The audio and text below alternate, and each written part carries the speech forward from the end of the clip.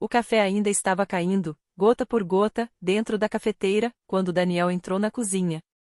Eu nem me virei para olhar.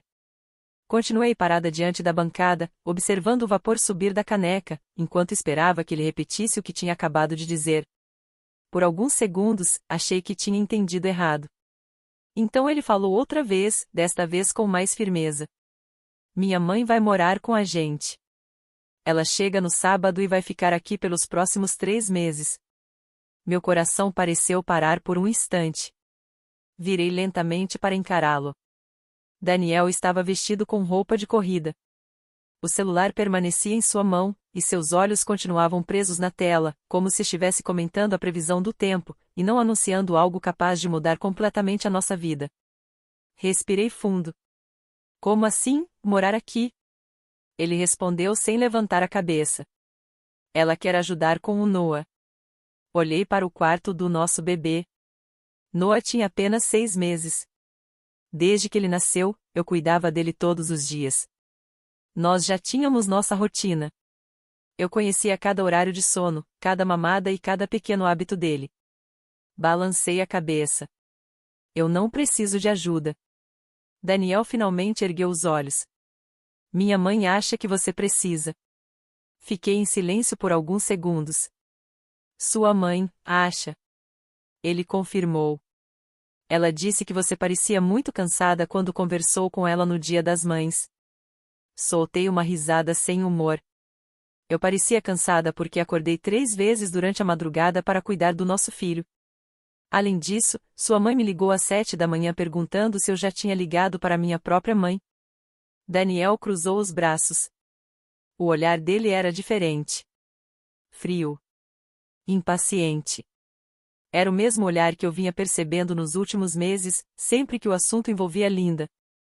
Como se qualquer problema entre nós fosse automaticamente culpa minha. Ele respirou fundo. Emily, minha mãe perdeu o papai há poucos meses. Ela está sozinha. Quer passar um tempo com o neto. Fez uma pequena pausa antes de continuar. E, sinceramente, você também não está bem ultimamente. Senti aquelas palavras pesarem dentro de mim. O que quer dizer com isso? A casa vive bagunçada. Você quase não cozinha. Semana passada brigou comigo por causa de um copo na pia. Olhei diretamente para ele. Porque era o 4º copo que eu recolhia naquele dia, depois de limpar a cozinha inteira 3 vezes. Daniel apenas deu de ombros. Acho que outra pessoa ajudando vai fazer bem para todos. Depois veio a frase que realmente me atingiu. Eu já disse para ela que sim. Não era um pedido. Não era uma conversa. Era uma decisão tomada sem mim. Fiquei olhando para o homem com quem me casei 4 anos antes. O homem que chorou quando Noah nasceu. O homem que prometeu que sempre seríamos uma equipe. Naquele momento, parecia um completo desconhecido. Depois de alguns segundos, perguntei calmamente. Que horas ela chega no sábado? Daniel pareceu surpreso por eu não discutir. Perto do meio-dia. Vou buscá-la no aeroporto. Assenti apenas uma vez. Certo. Ele sorriu discretamente, como alguém que acredita ter resolvido um problema difícil. Saiu da cozinha. Pouco depois ouvi a porta da frente se fechar. Fiquei sozinha. Olhei para o monitor do bebê. Noah continuava dormindo tranquilamente. Subi as escadas até o quarto de hóspedes. Enquanto trocava os lençóis da cama, uma lembrança voltou à minha cabeça. Linda nunca tinha gostado de mim. Nunca. No jantar antes do nosso casamento, ela levantou a taça diante de todos e disse sorrindo. Nunca imaginei que alguma mulher fosse boa o bastante para o meu Daniel. Na época, todos riram. Inclusive eu. Hoje percebo que ela nunca esteve brincando. Ela jamais dizia coisas ofensivas diretamente. Preferia pequenas frases cheias de veneno. Eram elogios que machucavam. Ela provava minha comida e dizia: Está gostosa, você já pensou em fazer um curso de culinária? Visitava nossa casa e comentava: É tão bonito ver como vocês conseguem aproveitar um espaço tão simples. Quando Noah nasceu, ela o pegou no colo e sussurrou: "Não se preocupe, meu anjinho, agora a vovó chegou." Naquele momento achei que fosse apenas entusiasmo. Hoje, aquelas palavras tinham outro significado. No sábado, Linda entrou pela porta da frente carregando 2 malas enormes e um sorriso impecável. Ela beijou meu rosto sem realmente me abraçar. Logo em seguida, tirou Noah dos meus braços sem pedir licença. "Meu querido, como você cresceu." Ela o apertou contra o peito. Depois olhou para mim e perguntou, sorrindo: "Então, por onde a mamãe estava escondendo esse príncipe?" Sorri de volta. Mas, naquele instante, alguma coisa dentro de mim disse que aqueles 3 meses seriam muito mais longos do que qualquer um de nós imaginava.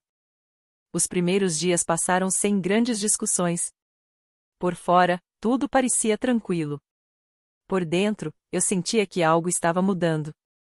Linda começou a agir como se aquela casa também fosse dela. Ela reorganizou minha cozinha sem perguntar. Mudou os temperos de lugar. Escolheu novas posições para os pratos. Disse que daquele jeito tudo fazia muito mais sentido. Eu apenas sorria. Quando Noah dormia, ela aumentava o volume da televisão. Quando eu precisava trabalhar no computador, ela começava longas conversas sobre vizinhos, viagens ou receitas. Era impossível ter um minuto de paz. No terceiro dia, ela olhou para Noah enquanto eu amamentava. Depois perguntou, com um sorriso quase inocente: "Você ainda pretende continuar com isso por muito tempo?" Respirei fundo. Respondi com calma: "Sim." Ela apenas balançou a cabeça. "Hoje em dia existem opções muito melhores." Sorri novamente. Era isso que eu fazia o tempo todo. Sorria. Enquanto isso, Daniel chegava cada vez mais tarde. Todos os dias havia uma desculpa diferente. Uma reunião. Um cliente. Um jantar de trabalho. Um colega que queria conversar. Quando finalmente voltava para casa, a primeira pessoa que ele procurava não era eu. Era Linda. Os dois passavam vários minutos conversando na sala. Falavam baixo. Paravam de falar quando eu aparecia. Na segunda semana, as coisas ficaram ainda mais estranhas. Algumas vezes eu acordava e Noah simplesmente não estava no quarto. Linda já tinha saído para passear com ele. Sem avisar. Sem dizer para onde ia. Voltava horas depois. "Nós nos divertimos muito, não foi, meu menino?" Ela ria. Depois dizia algo que começou a me incomodar profundamente. "A vovó sabe exatamente do que você precisa." Pouco a pouco, ela deixou de dizer a meu neto. Passou a chamá-lo apenas de "meu bebê" ou "meu garotinho." Sempre que eu tentava pegá-lo no colo, ela dizia: "Deixa comigo. Vai descansar um pouco. Você parece cansada." Cada frase parecia gentil. Mas havia alguma coisa errada. Muito errada. Comecei a sentir que estavam tentando me afastar do meu próprio filho. Então aconteceu algo inesperado. Numa tarde, Linda pediu que eu buscasse seus óculos no quarto de hóspedes. Entrei rapidamente. Abri a primeira gaveta da comoda. Os óculos estavam ali. Mas havia também uma pasta bege parcialmente escondida sob algumas roupas. Um canto do documento ficou visível. Uma única palavra chamou minha atenção: custódia. Meu coração acelerou. Olhei para a porta. Tudo permanecia em silêncio. Sem pensar muito, puxei a pasta. Dentro havia vários documentos.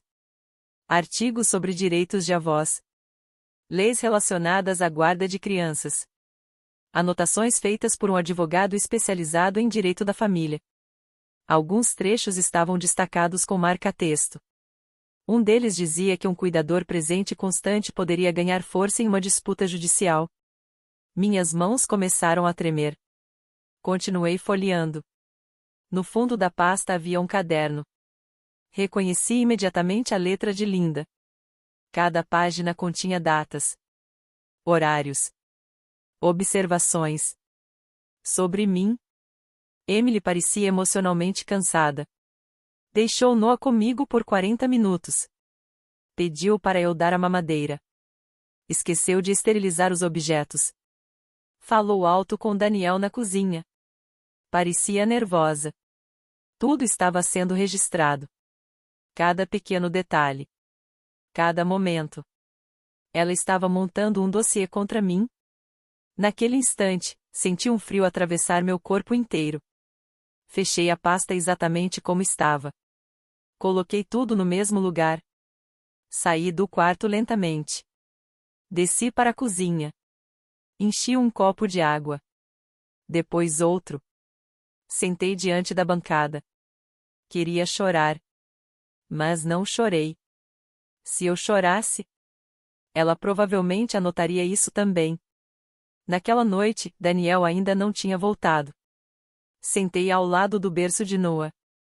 Olhei para meu filho dormindo. Foi naquele momento que tomei minha decisão. Eu não iria discutir com Linda. Também não contaria nada para Daniel. Se eu a enfrentasse naquele instante, ela negaria tudo. Talvez até dissesse que eu estava imaginando coisas. Não. Eu precisava de provas. Provas que ninguém pudesse negar. Na manhã seguinte, dirigi até a cidade vizinha. Comprei 3 pequenas câmeras de segurança. Discretas. Quase invisíveis. Alguns dias depois, aproveitei que Linda estava fora. Instalei uma câmera na sala. Outra na cozinha. A terceira ficou escondida no quarto de Noah, entre os brinquedos da prateleira. Todas transmitiam áudio e vídeo diretamente para meu celular. Agora. Era só esperar. E, pela primeira vez desde que Linda entrou naquela casa, eu tinha a sensação de que a verdade estava prestes a aparecer. Os primeiros resultados apareceram muito mais rápido do que eu imaginava. 3 dias depois da instalação das câmeras, saí de casa para uma consulta no dentista. Enquanto esperava no estacionamento, abri o aplicativo no celular apenas para verificar se Noah estava bem. A imagem mostrou Linda na cozinha. Noah brincava na cadeirinha, batendo uma colher na bandeja. Linda falava ao telefone. No começo, parecia uma conversa comum. Então ouvi uma frase que fez meu sangue gelar. Ela está quase no limite. Daniel já percebeu que ela anda diferente. Continuei ouvindo, sem respirar. O importante é que ela decida ir embora sozinha. Se nós a expulsarmos, ele vai defendê-la. Mas, se ela sair por vontade própria, eu já estarei cuidando do bebê, e tudo ficará muito mais fácil. Minhas mãos começaram a tremer. Não havia mais dúvidas. Ela nunca esteve naquela casa para ajudar. Ela queria ocupar o meu lugar. Naquele mesmo dia, voltei para casa como se nada tivesse acontecido. Sorri. Conversei normalmente. Mas, naquela noite, fiz 4 cópias de todas as gravações. Guardei cada uma em um lugar diferente. Também enviei uma cópia para minha irmã, junto com uma mensagem simples. Guarde isso. Não abra até eu pedir. Nos dias seguintes, continuei gravando tudo. As câmeras registraram Linda falando novamente com uma amiga. Depois, conversando com um advogado. E, pior ainda, registraram Daniel ouvindo as mentiras da própria mãe. Ela dizia que eu estava emocionalmente instável. Que eu não cuidava direito de Noah. Que precisava de tratamento. Daniel não discutia. Apenas concordava em silêncio. Aquilo machucou muito mais do que qualquer palavra de Linda. No dia seguinte, procurei uma advogada especializada em direito de família. Mostrei todos os vídeos. As gravações. As anotações. A pasta escondida. Depois de assistir tudo com atenção, ela olhou para mim e disse com firmeza: Emily, você não está imaginando nada. Estão tentando construir uma falsa imagem para usar contra você. Mas agora você tem provas. Pela primeira vez em semanas. Eu chorei. Mas chorei de alívio. A advogada organizou cada passo. Abri uma conta bancária apenas no meu nome. Protegi todos os documentos importantes. Retirei o nome de Linda de qualquer autorização relacionada a Noah. E escolhi o momento certo para revelar toda a verdade. Nossa comemoração de aniversário de casamento seria perfeita. Convidei meus pais, minha irmã e também o tio de Daniel. Todos chegaram pouco antes do almoço. A casa estava cheia de sorrisos. Linda fingia ser a avó perfeita. Daniel acreditava que tudo havia voltado ao normal. Quando todos se acomodaram na sala, levantei-me calmamente. Sorri. Respirei fundo. Depois disse: antes de começarmos o almoço, gostaria que todos ouvissem uma coisa. Peguei o controle da caixa de som. Apertei o botão. A voz de Linda ecoou pela sala inteira.